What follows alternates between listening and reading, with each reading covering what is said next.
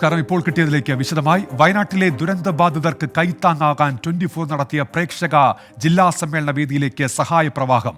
ദുരന്തത്തെ അതിജീവിച്ചവരും രക്ഷാപ്രവർത്തകരും പങ്കെടുത്ത എന്റെ കുടുംബം വയനാടിനൊപ്പം പരിപാടിയിൽ 24 പ്രേക്ഷകരുടെ ജില്ലാ സമ്മേളനം നടന്നു.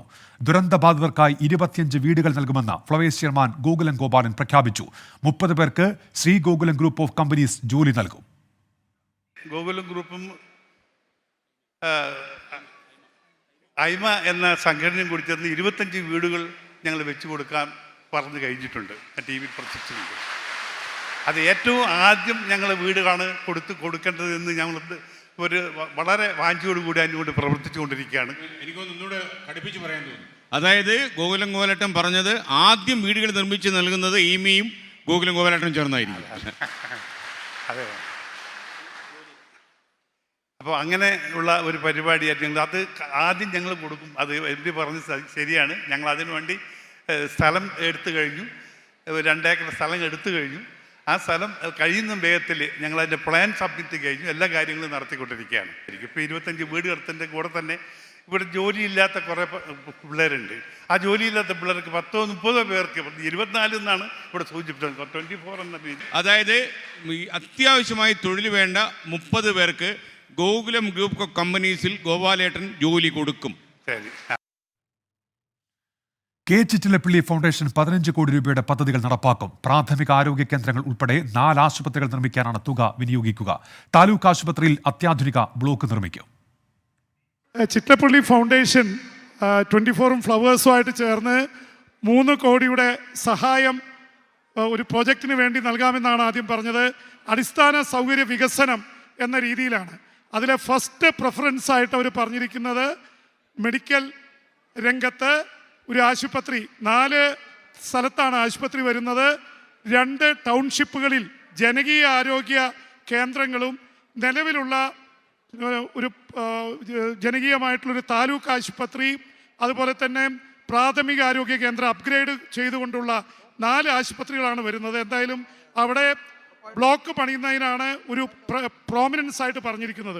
ഇപ്പോൾ ഈ മണിക്കൂറുകളിൽ അവർ വിളിച്ചു പറഞ്ഞിരിക്കുന്നത് ഒരു പക്ഷേ അതിനേക്കാൾ വലിയ പ്രോജക്റ്റ് ഉണ്ടെങ്കിൽ കമ്മ്യൂണിറ്റി സർവീസ്, എഡ്യൂക്കേഷൻ രംഗത്തെ സ്കൂളുകൾ, അവർ മൊത്തത്തിൽ 15 കോടിയാണ് ചിറ്റിലപ്പള്ളി ഫൗണ്ടേഷൻ ഇതുമായി ബന്ധപ്പെട്ട് വയനാടിന് വേണ്ടി നൽകാൻ ഉദ്ദേശിക്കുന്നത്.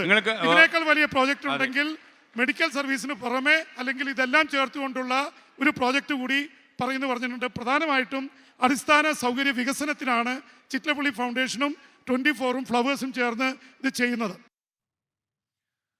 ദുരന്തഭൂമിയിലെ രക്ഷാപ്രവർത്തകരെ ചടങ്ങിൽ ആദരിച്ചു. ദുരന്തബാധിതരെ ചേർത്ത് പിടിച്ച് എന്റെ കുടുംബം വയനാടിനൊപ്പം പരിപാടിയിൽ വൻ ജനപങ്കാളിത്തമാണ് ഉണ്ടായത്. വിവരങ്ങളുമായി ഇപ്പോൾ വയനാട്ടിൽ നിന്ന് ഷഹദ് റഹ്മാൻ ചേരുന്നുണ്ട്. ഷഹദ്, വലിയ ജനപങ്കാളിത്തം, ഒപ്പം ഈ രക്ഷാപ്രവർത്തനത്തിന്റെ ഭാഗമായവർക്ക് ആദരം, ദുരന്തബാധിതർക്ക് സഹായം, എന്തൊക്കെ പ്രഖ്യാപനങ്ങൾ, സഹായ പ്രഖ്യാപനങ്ങളൊക്കെ ഉണ്ടായി ഇന്നവിടെ? ഷഹദ്.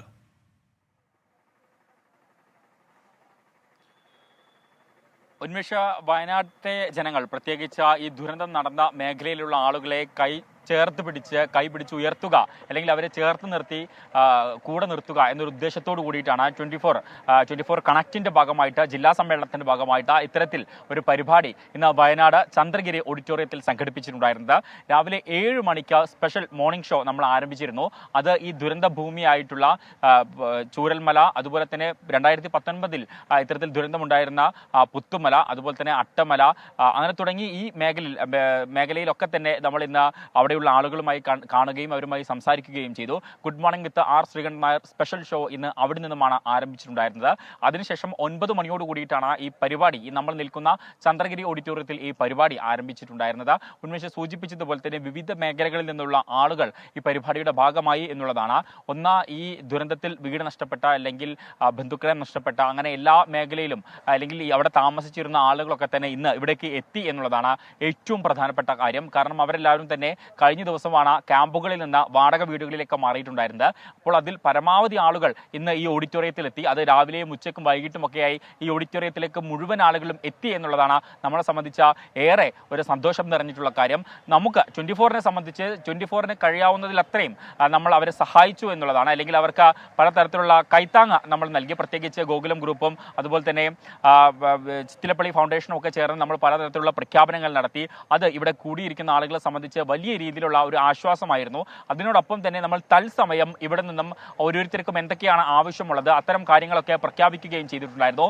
കൂടാതെ ഈ രക്ഷാപ്രവർത്തനത്തിന് നേതൃത്വം നൽകിയിട്ടുണ്ടായിരുന്ന വിവിധ സേനാംഗങ്ങൾ, പ്രത്യേകിച്ച് ഒഫീഷ്യലായിട്ടുള്ള പോലീസ്, അതുപോലെ തന്നെ ആർമി, NDRF, ഫയർഫോഴ്സ് തുടങ്ങി വിവിധ സേനാംഗങ്ങളെ നമ്മൾ ആദരിച്ചു. അതോടൊപ്പം തന്നെ സന്നദ്ധ സംഘടനാ പ്രവർത്തകരെയും ആദരിച്ചു. ഇപ്പോൾ അല്പസമയം മുൻപാണ് ഈ പരിപാടി സമാപിച്ചിട്ടുള്ളത്. ഇവിടെ വന്നിട്ടുള്ള മുഴുവൻ ആളുകൾക്കും ഒരു കൈത്താങ്ങ് എന്ന നിലയിൽ അവരെ സമാധാനിപ്പിക്കാനും അല്ലെങ്കിൽ അവർക്കൊരു കൈത്താങ്ങ് നൽകിയുമാണ് ഇവിടുന്ന് എല്ലാവരും ഈ വേദി വിട്ട് ഇറങ്ങിയിട്ടുള്ളത്. ഇത് അവസാനമായിട്ട് ഒറ്റ കാര്യം കൂടി, അതായത് ഈ പരിപാടി ഇവിടം കൊണ്ട് അവസാനിക്കുന്നില്ല. ഇതിന്റെ തുടർ പ്രവർത്തനങ്ങൾ അടുത്ത ദിവസവും ഉണ്ടാവും. ഉന്മേഷ്. ഷഹദ് റഹ്മാനാണ് വിവരങ്ങൾ നൽകിയത്. അഡ്വക്കേറ്റ് VS ചന്ദ്രശേഖരനെതിരായ ലൈംഗിക ആരോപണ കേസിൽ പരാതിക്കാരിയുമായി അന്വേഷണ സംഘം എറണാകുളം മേനകയിലെ ഫ്ളാറ്റിൽ തെളിവെടുക്കുകയാണ്. വിഷ്ണു സുരേഷ് ഇപ്പോൾ വിശദാംശങ്ങളുമായി ചേരുന്നുണ്ട്. വിഷ്ണു, വിവരങ്ങൾ എന്തൊക്കെയാണ്?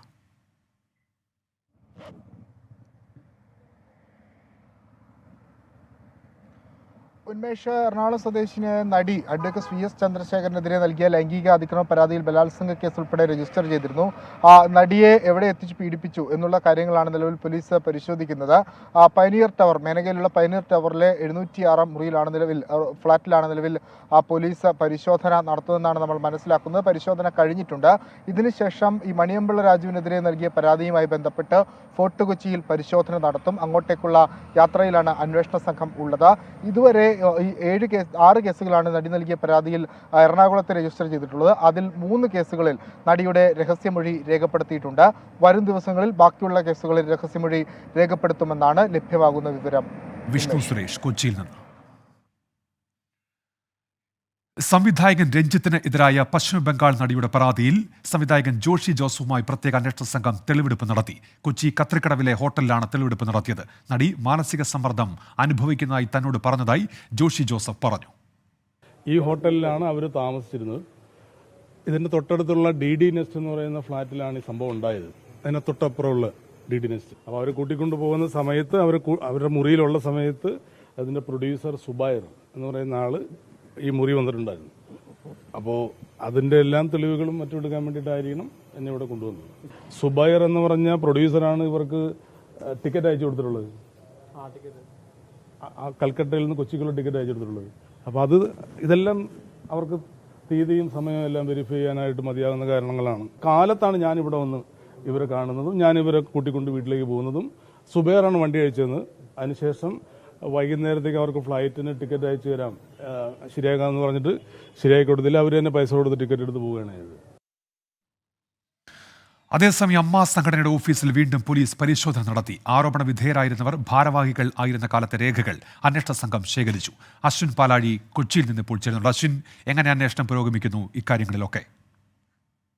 ലൈംഗികാരോപണ പരാതികളിൽ അന്വേഷണ സംഘത്തിന്റെ അന്വേഷണം കൃത്യമായി തന്നെ മുന്നോട്ട് പോകുന്നു. അത് വേഗത്തിൽ മുന്നോട്ട് പോകുന്നു എന്നുള്ളതാണ് ഏറ്റവും പ്രധാനപ്പെട്ട കാര്യം. ഇന്ന് പലയിടങ്ങളിൽ തെളിവെടുപ്പ് നടക്കുന്നുണ്ട്. അതിന്റെ ഭാഗമായാണ് പശ്ചിമബംഗാൾ നടിയുടെ പരാതിയിൽ രഞ്ജിത്തിനെതിരായ പരാതിയിൽ രഞ്ജിത്തിന്റെ ഫ്ളാറ്റിനോട് ചേർന്ന് ഈ നടി താമസിച്ചിരുന്ന ഹോട്ടൽ മുറിയിൽ ഇന്ന് പരിശോധന നടത്തിയത്. അന്ന് രഞ്ജിത്തിൽ നിന്നും ദുരനുഭവം ഉണ്ടായതിന്റെ തൊട്ടടുത്ത ദിവസം സംവിധായകൻ ജോഷി ജോസഫുമായി ഈ നടി കൂടിക്കാഴ്ച നടത്തിയതും തനിക്കുണ്ടായ ദുരനുഭവം തുറന്നു പറഞ്ഞതും ഈ ഹോട്ടലിൽ വെച്ചാണ്. അവിടെയാണ് ഇന്ന് നിർണായകമായ പരിശോധന നടത്തിയത്. അവിടെ അന്ന് ആ കാലത്തുണ്ടായിരുന്ന രജിസ്റ്റർ അടക്കം പോലീസ് പരിശോധിച്ചിട്ടുണ്ട്. എന്തായാലും വരും ദിവസങ്ങളിൽ നടിയെ കേരളത്തിൽ എത്തിച്ച ഈ ഹോട്ടലുകളിൽ സംഭവം ഉണ്ടായി എന്ന് പറയുന്ന രഞ്ജിത്തിന്റെ ഫ്ളാറ്റിലടക്കം പരിശോധന ഉണ്ടാകുമെന്നും അന്വേഷണ സംഘം പറയുന്നുണ്ട്. ഒപ്പം അമ്മയുടെ ഓഫീസിലും സമാന്തരമായ അന്വേഷണവും നടക്കുന്നുണ്ട്. അശ്വിൻ പാലാഴിയാണ് കൊച്ചിയിൽ നിന്ന് വിവരങ്ങൾ നൽകിയത്. WCCയുടെ പ്രതികരണം ഇപ്പോൾ വരുന്നു. മാറ്റങ്ങൾ അനിവാര്യമെന്ന് അവരുടെ ഫേസ്ബുക്ക് പോസ്റ്റ് ഇപ്പോൾ പുറത്തു വരുന്നുണ്ട്. പുതിയ സംഭവ വികാസങ്ങളുടെ പശ്ചാത്തലത്തിൽ ഹേമ കമ്മിറ്റി റിപ്പോർട്ടിൽ സംസ്ഥാന സർക്കാർ ഒളിച്ചു കളിക്കുന്നുവെന്ന് BJP ദേശീയ അധ്യക്ഷൻ JP നഡ്ഡ. സ്വന്തം ആളുകൾ അതിൽ ഉൾപ്പെട്ടിട്ടുണ്ട് എന്ന് സർക്കാരിനറിയാം. നടപടിയെടുക്കാൻ വൈകുന്നത് അതുകൊണ്ടാണെന്നും JP നഡ്ഡ ആരോപിച്ചു. Why the delay in the justice to the Hema Committee report? What is stopping them? The Hema Committee. What stops you? What is haunting you? because you are part and parcel of that nation. Something you want to hide because your people are involved. And here I would like to say that on all these fronts, when I say Modi's government is a transparent government, and here also time is not far, because with your support, lotus is going to blossom here also. That we have to understand and we have to work for. Sameer Bin Kareem വിവരങ്ങളുമായി. സമീർ, വിവരങ്ങൾ എന്തൊക്കെയാണ്? പാലക്കാടെത്തിയ JP Nadda പൗരപ്രമുഖരുമായി നടത്തിയ സംസാരത്തിനിടയിലാണ് സംസ്ഥാന സർക്കാരിനെതിരെ Hema committee റിപ്പോർട്ടുമായി ബന്ധപ്പെട്ട് രംഗത്ത് വരുന്നൊരു സാഹചര്യം ഉണ്ടായിരിക്കുന്നത്. ഹേമ കമ്മിറ്റി റിപ്പോർട്ടുമായി ബന്ധപ്പെട്ട് കേരള സർക്കാർ പലതും ഒളിച്ചു കളിക്കുന്നു എന്നുള്ളതാണ് JP നദ്ദ പറയുന്നത്. സ്വന്തം ആളുകൾ ഇതിൽ ഉൾപ്പെട്ടത് കൊണ്ട് മാത്രമാണ് സർക്കാർ ഇത്തരം ഒരു ഒളിച്ചുകളി തുടരുന്നത്, നടപടിയെടുക്കാൻ വൈകുന്നതും ഇതുകൊണ്ടാണ് എന്നുള്ളതാണ് നദ്ദ സൂചിപ്പിക്കുന്നത്. നീതി നടപ്പാക്കാൻ വൈകുന്നത് എന്തുകൊണ്ടെന്ന് സർക്കാർ വ്യക്തമാക്കണമെന്നും JP നദ്ദ ആവശ്യപ്പെടുന്നു. അതോടൊപ്പം തന്നെ ഹേമ കമ്മിറ്റി റിപ്പോർട്ട് ഇടത് സർക്കാർ പുറത്തുവിടാത്തത് ഉറ്റവരെ സംരക്ഷിക്കാനെന്ന് വീണ്ടും JP നദ്ദ ആരോപിക്കുന്ന ഒരു സാഹചര്യമുണ്ട്. ഏതായാലും ഇതുമായി അതോടൊപ്പം തന്നെ ഈ കേരളം കുറ്റകൃത്യങ്ങളുടെ നാടായി മാറിയെന്നും JP നദ്ദ പറയുന്നു. കേരളം മുഖ്യമന്ത്രിയുടെ ഓഫീസ് പോലും കള്ളക്കടത്തിന്റെ കേന്ദ്രമായി മാറിയെന്നും JP നദ്ദ ആരോപിക്കുന്ന ഒരു സാഹചര്യമുണ്ട്. ഏതായാലും ഹേമ കമ്മിറ്റി റിപ്പോർട്ടുമായി ബന്ധപ്പെട്ട് മറ്റുള്ള വിഷയങ്ങളും ചൂണ്ടിക്കാണിച്ചുകൊണ്ട് JP നദ്ദ സർക്കാരിനെതിരെയും കേരളത്തിനെതിരെയും രംഗത്ത് വരുന്ന ഒരു സാഹചര്യമാണുള്ളത്. സമീർ ബിൻ കയ്യുമാണ് വിവരങ്ങൾ നൽകിയത്. മലയാള സിനിമാ മേഖലയിലെ വിവേചനം ഒഴിവാക്കാൻ സുതാര്യവും സുസ്ഥിരവുമായ സംവിധാനം വേണമെന്ന വിമൺ ഇൻ സിനിമ കളക്റ്റീവ്. ലൈംഗിക അതിക്രമം പോലെ പ്രധാനപ്പെട്ടതാണ് തൊഴിലിടത്തെ ലിംഗവിവേചനം. ഹേമ കമ്മിറ്റി റിപ്പോർട്ടിന് പിന്നാലെ സിനിമാ രംഗത്തെ സ്ത്രീകൾ മൗനം വെടിഞ്ഞെന്നും WCC. വിഷ്ണു സുരേഷ് ഉണ്ട് ഇപ്പോൾ കൊച്ചിയിൽ നിന്ന്. വിഷ്ണു, എന്താണ് WCCയുടെ പ്രതികരണം? വിഷ്ണു. ഉന്മേഷ മാറ്റങ്ങൾ അനിവാര്യമാണ്, നമുക്കൊന്നിച്ച് പടുത്തുയർത്താം എന്ന തലക്കെട്ടിലാണ് WCC ഈ ഫേസ്ബുക്ക് പോസ്റ്റ് പങ്കുവച്ചിരിക്കുന്നത്. പ്രത്യേകിച്ച് ഹേമ കമ്മിറ്റി റിപ്പോർട്ടിന്റെ പശ്ചാത്തലത്തിൽ സിനിമയിലെ സ്ത്രീകൾ തങ്ങൾക്ക് നേരിട്ട ദുരനുഭവങ്ങളെല്ലാം തുറന്നു പറഞ്ഞിരുന്നു.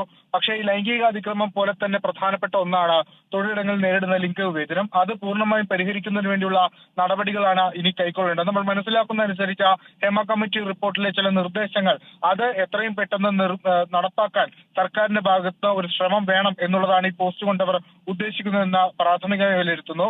അതോടൊപ്പം സംഘടനകളും സർക്കാരും ഈ വിഷയത്തിൽ ഒന്നിച്ചു നിൽക്കണം, ഒന്നിച്ച് അവർക്കെല്ലാം പിന്തുണ നൽകി WCC ഉണ്ടാകും എന്ന് ഈ പോസ്റ്റിൽ അവർ വ്യക്തമാക്കുകയും ചെയ്യുന്നുണ്ട്. ഉന്മേഷ്.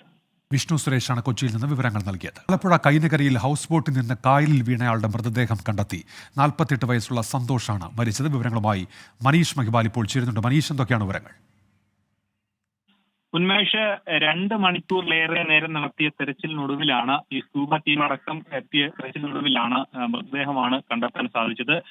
സന്തോഷിന്റെ വീട് ആലപ്പുഴ നഗരത്തിൽ തന്നെയാണ്, കരളകം വാർഡിലാണ്, തോണകുണകരയാണ് സന്തോഷിന്റെ വീട്. ഇന്ന് രാവിലെ 11 മണിയോടുകൂടിയാണ് സന്തോഷും 16 സുഹൃത്തുക്കളും ചേർന്ന് ഹൗസ് ബോട്ടിൽ പുന്നമടയിൽ നിന്നും യാത്ര തിരിച്ചത്. ഇവർ നേരത്തെ വർഷങ്ങൾക്ക് മുൻപ് 1991 ബാച്ചിലെ STV സ്കൂൾ, ആലപ്പുഴ നഗരത്തിലെ STV സ്കൂളിലെ SSLC വിദ്യാർത്ഥികളാണ്. പൂർവ്വ വിദ്യാർത്ഥി സംഗമത്തിന്റെ ഭാഗമായിട്ടാണ് ഇവർ യാത്ര തുടങ്ങിയത്. പക്ഷേ അങ്ങനെ പൂർവ്വ വിദ്യാർത്ഥി സംഗമം ദുരന്തത്തിലേക്ക് കലാശിക്കുകയായിരുന്നു. ആലപ്പുഴ കൈനകരി ചാവറ പവൻ ബോട്ടിലേക്ക് സമീപമാണ് ഈ ബോട്ടിൽ നിന്നും ഓളം വന്ന ശേഷം ബോട്ട് നിന്നും താഴെ വീണ് കായലിലേക്ക് വീണ് കാണാതാവുകയും പിന്നീട് തെരച്ചിലിനൊടുവിൽ മൃതദേഹം കണ്ടെത്തുകയും ചെയ്തത്. ശരി, മനീഷ് മഹിബാൽ ആലപ്പുഴയിൽ നിന്ന്.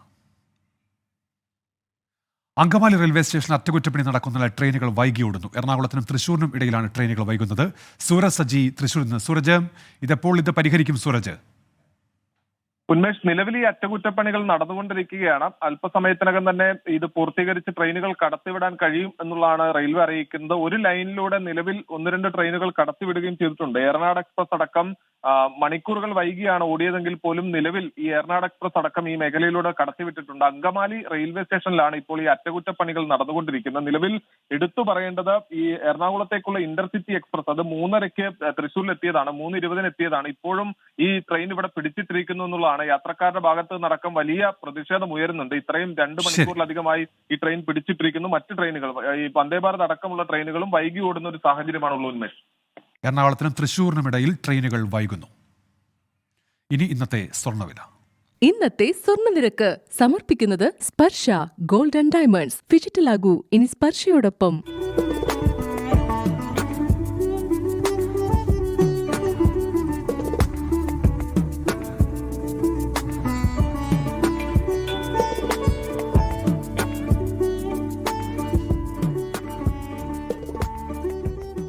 ലോകത്തെവിടെയായാലും ഏത് സമയത്തും 24 വാർത്തകളും ഓഗ്മെന്റഡ് റിയാലിറ്റി പാക്കേജുകളും എക്സ്പ്ലെയിനറുകളും വിശദമായി കാണാൻ ഞങ്ങളുടെ യൂട്യൂബ് ചാനൽ നിങ്ങൾക്ക് സബ്സ്ക്രൈബ് ചെയ്യാം.